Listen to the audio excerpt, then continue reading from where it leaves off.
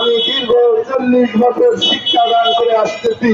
সেই শিক্ষাদান করে রাষ্ট্রকে আজকে আপনারা জানেন যে ঢাকা বিশ্ববিদ্যালয়ে মাদ্রাসার যে ডাকসু নির্বাচন হলো, সেই ডাকসু নির্বাচনে মাদ্রাসার ছাত্রছাত্রীদের জয় জয়কার। তাহলে বুঝতে হবে মাদ্রাসার ছাত্ররা নেশা করে না, মাদ্রাসার ছাত্ররা চাঁদাবাজ হয় না, মাদ্রাসার ছাত্ররা দুর্নীতিবাজ হয় না। তাহলে মাদ্রাসার শিক্ষকের প্রাথমিক যে স্তর, ইবতেদায়ী স্তর, সেইখান থেকে শিক্ষা নিয়ে আজকে ঢাকা বিশ্ববিদ্যালয়, আজকে জাহাঙ্গীরনগর বিশ্ববিদ্যালয় সহ সারা বাংলাদেশের বিশ্ববিদ্যালয়গুলোতে নেতৃত্ব দিচ্ছে। সেইখানে ছাত্ররা, যেখানে জাতির বিবেক ঢাকা বিশ্ববিদ্যালয়ের ডাকসু নির্বাচনকে বাংলাদেশের একটি নির্বাচনের চিত্র বলা হচ্ছে, সেইখানে দেখানো হচ্ছে বা বোঝা যাচ্ছে যে মাদ্রাসার ছাত্ররাই শ্রেষ্ঠ।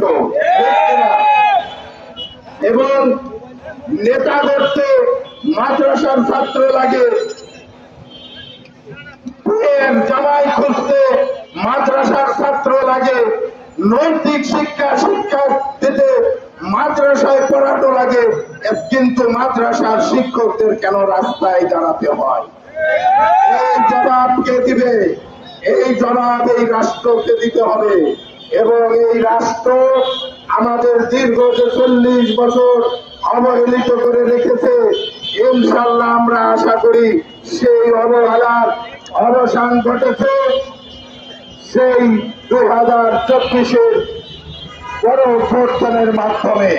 এবং তারই ধারাবাহিকতায় ইনশাল্লাহ আমরা যে 28 জানুয়ারি সরকারের পক্ষ থেকে ঘোষণা পেয়েছি, সেই ঘোষণার বাস্তবায়ন হলেই আমরা বুঝবো যে আসলেই মাদ্রাসার প্রতি সরকারের কোনো বিরোধ মনোভাব নাই।